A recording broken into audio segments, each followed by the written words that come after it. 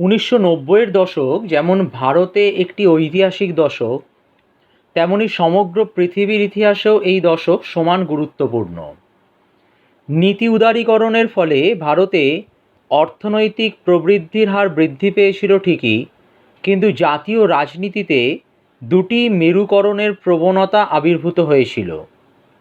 মণ্ডল কমিশনের রিপোর্ট বাস্তবায়নের পর বর্ণভিত্তিক সামাজিক ন্যায় বিচারের রাজনীতি এবং হিন্দু জাতীয়তাবাদের ভিত্তিতে ধর্মের রাজনীতি, যা 1992 সালে বাবরি মসজিদ ধ্বংসের দ্বারা চিহ্নিত হয়েছিল এবং পরবর্তী সাম্প্রদায়িক দাঙ্গা, আর পৃথিবীর ইতিহাসকে সাম্রাজ্যবাদ তখন কালিমালিপ্ত করেছিল। 90-এর দশকে একাধিক যুদ্ধ সংঘটিত হয়। এই যুগের প্রধান যুদ্ধগুলির মধ্যে রয়েছে আফ্রিকার দ্বিতীয় কঙ্গো যুদ্ধ, ইউরোপের যুগোস্লাভ যুদ্ধ, এশিয়ার তাজাকিস্তানি গৃহযুদ্ধ এবং দক্ষিণ আমেরিকার সেনেপা যুদ্ধ। ঘরে বাইরের এই ভয়ঙ্কর পরিস্থিতি যে কবিমননে প্রভাব ফেলবেই, এবং কবিমন যে এরূপ পরিস্থিতির বিরুদ্ধে প্রতিবাদী হয়ে উঠবে সেটাই স্বাভাবিক। কবি জয় গোস্বামীও এরূপ পরিস্থিতিতে তার রোম্যান্টিক চেতনাকে পরিহার করে তার একাধিক কবিতার মধ্য দিয়ে প্রতিবাদী হয়ে উঠেছেন এবং মানবতার জয়গানে মুখরিত হয়ে উঠেছেন। তার পাতার পোশাক কাব্যগ্রন্থের গান পাগলা, যাত্রী, অস্ত্রের বিরুদ্ধে গান কবিতাগুলি তারই দৃষ্টান্ত বহন করছে। আজ আমরা অস্ত্রের বিরুদ্ধে গান কবিতাটি আলোচনা করব। কবিতাটি আলোচনার পূর্বে কবি সম্পর্কে কয়েকটি কথা বলা প্রয়োজন। কবি জয় গোস্বামীর জন্ম 1954 খ্রিস্টাব্দে। আধুনিক বাংলা কাব্যজগতের অন্যতম খ্যাতিমান কবি হলেন জয় গোস্বামী।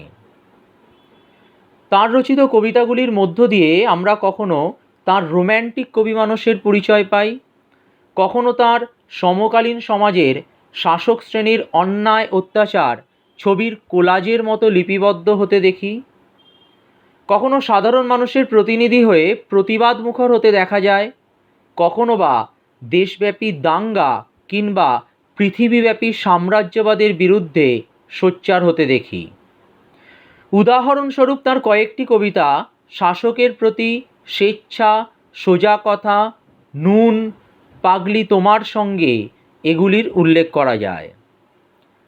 তার রচিত কয়েকটি কাব্যগ্রন্থ হল ভূতুম ভগবান, ঘুমিয়েছ ঝাউপাতা, বজ্র বিদ্যুৎ ভর্তি খাতা ইত্যাদি। তার রচিত কাব্য উপন্যাস হল যারা বৃষ্টিতে ভিজেছিল। আজকের আলোচ্য অস্ত্রের বিরুদ্ধে গান কবিতাটি তাঁর পাতার পোশাক কাব্যগ্রন্থের অন্তর্গত। এবার কবিতার আলোচনায় আসা যাক। অস্ত্র ফেলো, অস্ত্র রাখো পায়ে, আমি এখন হাজার হাতে পায়ে এগিয়ে আসি, উঠে দাঁড়াই হাত নাড়িয়ে বুলেট তাড়াই। কবিতার সূচনাতেই কবি সাম্রাজ্যবাদের বিরুদ্ধে তার সুর চড়িয়েছেন। বলেছেন অস্ত্র ফেলো, অস্ত্র রাখো পায়ে, অর্থাৎ কবি অস্ত্রকে ত্যাগ করে পায়ের কাছে সমর্পণ করতে বলেছেন। কারণ হিংসা, যুদ্ধ কখনোই সুন্দর পৃথিবী গড়তে পারে না। অস্ত্র মানুষকে অমানবিক করে তোলে, রক্তের হোলি খেলায় উৎসাহিত করে, মানবতা সেখানে মূল্যহীন। কবি বীরেন্দ্র চট্টোপাধ্যায় সাম্রাজ্যবাদের এই কলুষিত দিকটিকে তুলে ধরতে গিয়ে বলেছেন, কত রাজা আসে যায়, ইতিহাসে ঈর্ষা আর দেশ আকাশ বিষাক্ত করে, জল কালো করে, বাতাস ধোঁয়ায় কুয়াশায় ক্রমে অন্ধকার হয়। তাই কবি যুদ্ধবাজ সাম্রাজ্যলোভীদের পায়ের কাছে অস্ত্র ফেলার আহ্বান জানিয়েছেন। আমি এখন হাজার হাতে পায়ে এগিয়ে আসি, উঠে দাঁড়াই হাত নাড়িয়ে বুলেট তাড়াই। আমি বলতে কবি এখানে নিজেকে বলেছেন। হাজার হাতে পায়ে এগিয়ে আসি বলতে কবি বুঝিয়েছেন তিনি একা নন। সাম্রাজ্যবাদের বিরুদ্ধে আরও অনেক শুভবুদ্ধি সম্পন্ন মানুষ জাগ্রত হয়েছে। তারা মানবতার গানে উদ্বুদ্ধ হয়ে যুদ্ধবাজদের বিরুদ্ধে সঙ্গবদ্ধ হয়ে প্রতিবাদী হয়ে উঠেছে। তিনি শুধু তাদেরই প্রতিনিধিত্ব করছেন মাত্র। সাম্রাজ্যবাদীদের রক্তচক্ষুকে আজ আর সাধারণ মানুষ ভয় পায় না। তাদের মুষ্টিবদ্ধ হাতই যথেষ্ট বুলেট তাড়ানোর জন্য। অর্থাৎ সাধারণ মানুষ সঙ্গবদ্ধ হয়ে প্রতিবাদ করলেই সাম্রাজ্যবাদী মানসিকতার বিলোপ ঘটবে। কবি দীনেশ দাসের কাস্তে কবিতাতেও আমরা একই সুরের অনুরণন লক্ষ্য করি। বেইনেট হোক যত ধারালো, কাস্তেটা ধার দিও বন্ধু, শেল আর বোম হোক ভারালো, কাস্তেটা শান দিও বন্ধু। এরপর কবি বলছেন, গানের বর্ম আজ পড়েছি গায়ে। গান বলতে কবি মানবতার গানকে বুঝিয়েছেন। গান বা সঙ্গীত দেশকালের সীমানা ছাড়িয়ে মানব মনে ভালোবাসার সঞ্চার করে, শুভ বুদ্ধি জাগ্রত করে, মানুষকে মানবিক হতে শেখায়। গানই পারে ভিন্ন জাতির মানুষকে এক জায়গায় এনে সৌভ্রাতৃত্বের পরিবেশ সৃষ্টি করতে। তাই কবি গানের বর্ম পড়তে বলেছেন। কবি তার রচিত গান পাগলা কবিতাতেও বলেছেন, যে দেশে সব গান পাগলা চল সে দেশে যাই, গিটারকে একতারা করে গাইছে সুমন সাই, লোহা পাথর ইট কাঠ সব অন্ন করে খাই। গান তো জানি একটা দুটো, আঁকড়ে ধরে সে খড়কুটো, রক্ত মুছি শুধু গানের গায়ে। কবি বলেছেন তার সম্বল একটা দুটো গান। একটা দুটো গান এই কয়েকটি শব্দবন্ধকে দুটো দিক থেকে ব্যাখ্যা করা যায়। মানবতার গানের, ভালোবাসার গানের অস্ত্রের মতো শত সহস্র রূপ থাকে না, তার রূপ দু একটা। আরেকটি অর্থ হলো, একটা দুটো গানই শত সহস্র অস্ত্রের ঝনঝনানি স্তব্ধ করে দিতে পারে। গানের মহিমা বা জাদু এতটাই যে দু একটা গানই শত সহস্র মানব মনে সঞ্চারিত হয়ে তাদের আত্মশক্তিতে বলীয়ান করে তোলে। আর সাধারণ শুভবুদ্ধি সম্পন্ন মানুষ আত্মশক্তিতে বলীয়ান হলেই স্তব্ধ হয়ে যাবে সাম্রাজ্যবাদ। তাই কবি একটা দুটো গানকেই আঁকড়ে ধরে গানের গায়ে রক্ত মুছতে চান, কারণ গানই পারে হিংসার দাবানলকে নিভিয়ে দিতে। এরপর কবি বললেন, মাথায় কত শকুন বা চিল। শকুন বা চিল বলতে কবি যুদ্ধবাজ ফ্যাসিবাদী মানসিকতা সম্পন্ন সাম্রাজ্যলোভীদের বুঝিয়েছেন। শকুন বা চিল এই দুই পাখি অনেক উঁচু দিয়ে উঠলেও এদের চোখ থাকে সবসময় ভাগাড়ের দিকে। তাই কবি ক্ষমতালিপ্সু হৃদয়হীন যুদ্ধবাজদের শকুন এবং চিলের সঙ্গে তুলনা করেছেন। এদেরই মতো এরাও নীচ মনোভাবাপন্ন।